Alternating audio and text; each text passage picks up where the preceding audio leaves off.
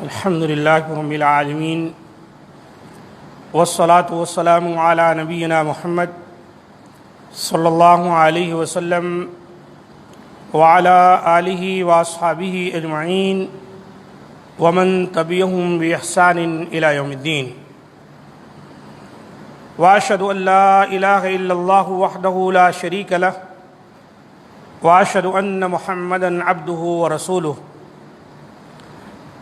معزز سامعین کرام، ماہ سفر اور بدشگونی یعنی سفر کے مہینے میں بہت سارے لوگ بدشگونی لیتے ہیں۔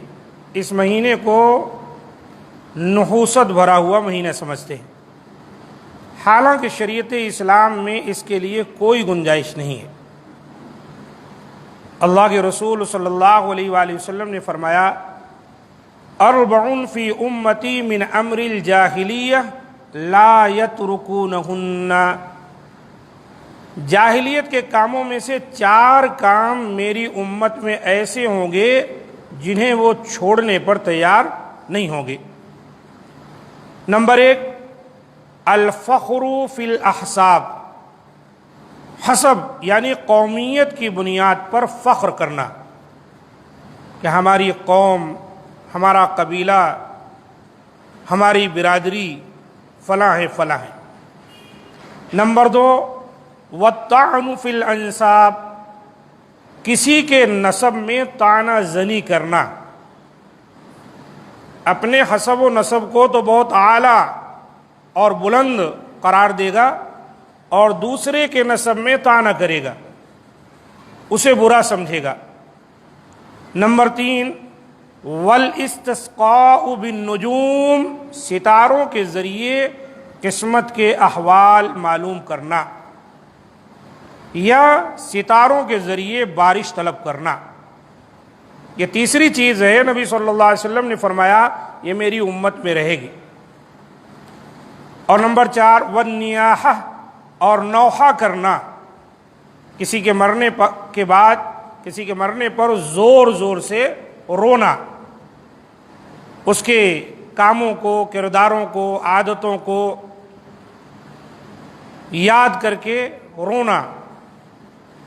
یہ تمام چیزیں نبی صلی اللہ علیہ وآلہ وسلم نے فرمایا میری امت میں بھی رہیں گی اور میری امت اس کو چھوڑنے کو تیار نہیں ہوگی۔ یہ حدیث مسلم شریف کی ہے، 934 نمبر پر آئی ہے۔ اس حدیث شریف میں رسول اکرم صلی اللہ علیہ وسلم نے ستاروں کے ذریعے قسمت کے احوال معلوم کرنے کو بھی جاہلیت کے امور میں شمار کیا ہے۔ اور آج یہ دیکھیں گے آپ، روڈ کے کنارے پیپر پھیلا کر بیٹھا ہے ایک آدمی، طرح طرح کے لکیریں مار رہا ہے، ادھر کی ادھر ادھر کی ادھر کر رہا ہے۔ یہ سب دراصل ستاروں کے چال کے ذریعے سے لوگوں کو ان کے مستقبل کے امور بتاتے ہیں، یا کوئی چیز گم ہو جائے تو وہ بتلاتے ہیں۔ اسی طریقے سے یہ چیز کبھی آپ دیکھیں گے ایک شخص ایک طوطا لے کے بیٹھا ہوا ہے۔ اسی طریقے سے یہ قسمت کے بارے میں کہا جاتا ہے کہ آج کل ہمارا جو قسمت کا ستارہ ہے وہ گردش میں ہے۔ اس طرح کی جتنی باتیں کہی جاتی ہیں یہ سب صرف ستاروں سے متعلق ہوتی، اور یہ اسلام میں جائز نہیں۔ اللہ کے رسول نے اس کو جاہلیت کے امور میں سے قرار دیا ہے، کہ جیسے پہلے کے لوگ کرتے تھے اسلام آنے سے پہلے، یعنی ایسے آدمی کا اسلام سے کوئی تعلق نہیں، لہذا مسلمانوں کو اس سے بچنا چاہیے۔ اسی طرح حضرت زید بن خالد الجہنی رضی اللہ تعالیٰ عنہ بیان کرتے ہیں کہ ہمیں رسول اکرم صلی اللہ علیہ وآلہ وسلم نے حدیبیہ میں رات کی بارش کے بعد صبح کی نماز پڑھائی، پھر آپ نے فرمایا، هل تدرون ماذا قال ربکم، کیا تمہیں معلوم ہے کہ آج تمہارے رب نے کیا کہا؟ یہ حدیبیہ ایک میدان ہے، اللہ کے رسول عمرہ کی غرض سے نکلے تھے، لیکن کفار قریش نے آپ کو روک دیا تو آپ نے حدیبیہ میں قیام کیا، وہیں پر نزول فرمایا۔ اور رات کو جب ٹکے تو بارش ہوئی، صبح اللہ کے رسول صحابہ کرام کو یہ تعلیم دے رہے ہیں، هل تدرون ماذا قال ربکم، کیا تمہیں معلوم ہے کہ آپ تمہارے رب نے کیا کہا ہے؟ صحابہ کرام رضی اللہ عنہم نے کہا اللہ اور اس کے رسول کو زیادہ علم ہے۔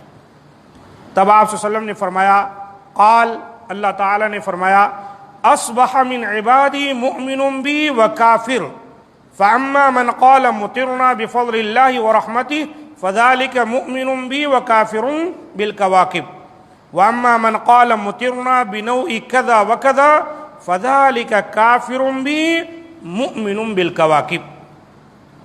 آج میرے بندوں میں سے کسی نے حالت ایمان میں صبح کی ہے اور کسی نے حالت کفر میں، بس جس نے یہ کہا کہ ہم پر اللہ کے فضل اور اس کی رحمت سے بارش ہوئی تو وہ مجھ پر ایمان رکھنے والا اور ستاروں کی تاثیر سے انکار کرنے والا ہے، اور جس نے یہ کہا کہ ہم پر فلاں فلاں ستارے کی وجہ سے بارش نازل ہوئی ہے تو اس نے مجھ سے کفر کیا اور ستاروں پر ایمان لے آیا۔ یہ بخاری مسلم کی حدیث۔ دیکھا آپ نے، بارش برسانے والا اللہ تعالی ہے،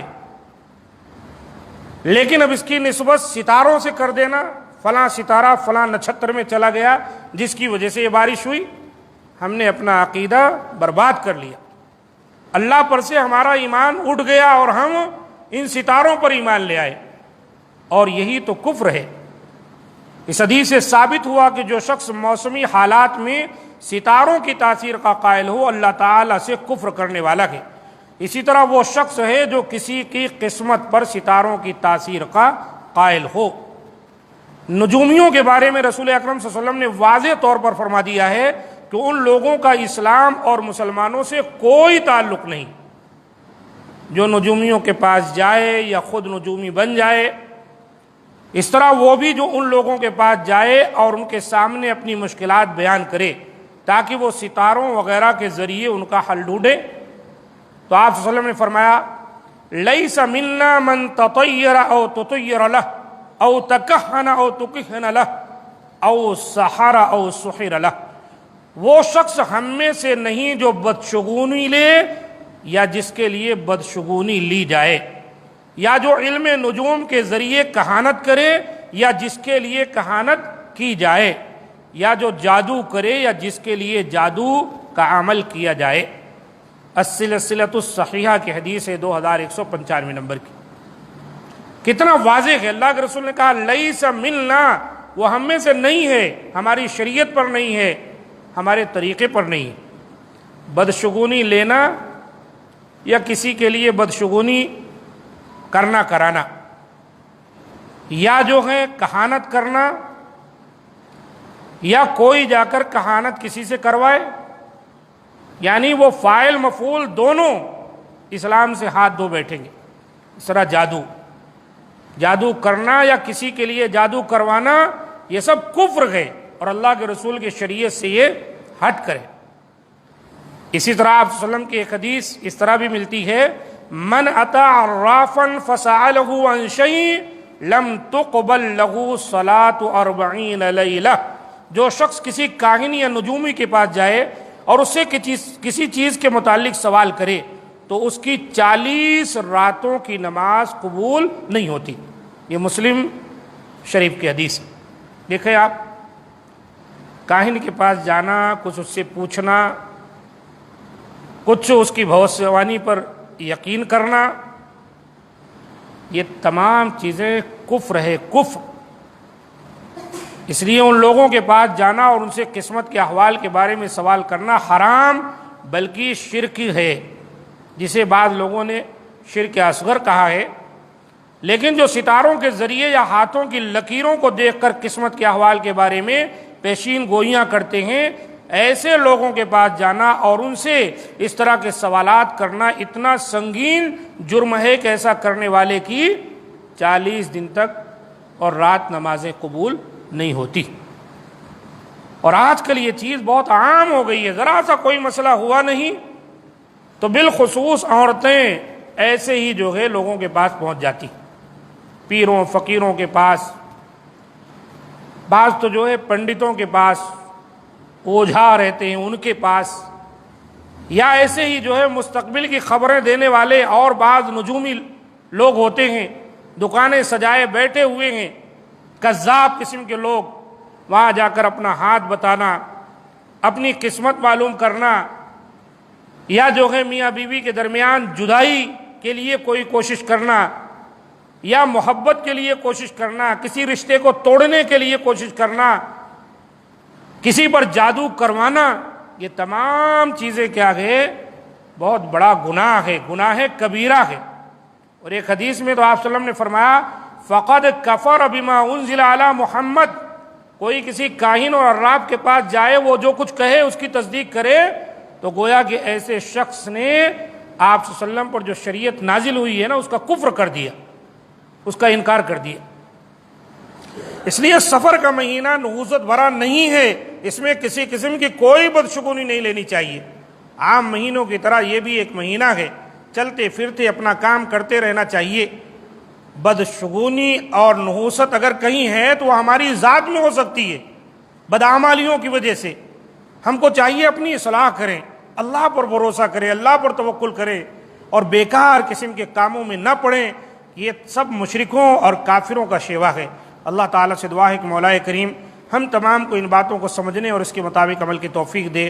ھذا ما عندی، سبحان ربک رب العزۃ عما یصفون، وسلام علی المرسلین، والحمد للہ رب العالمین۔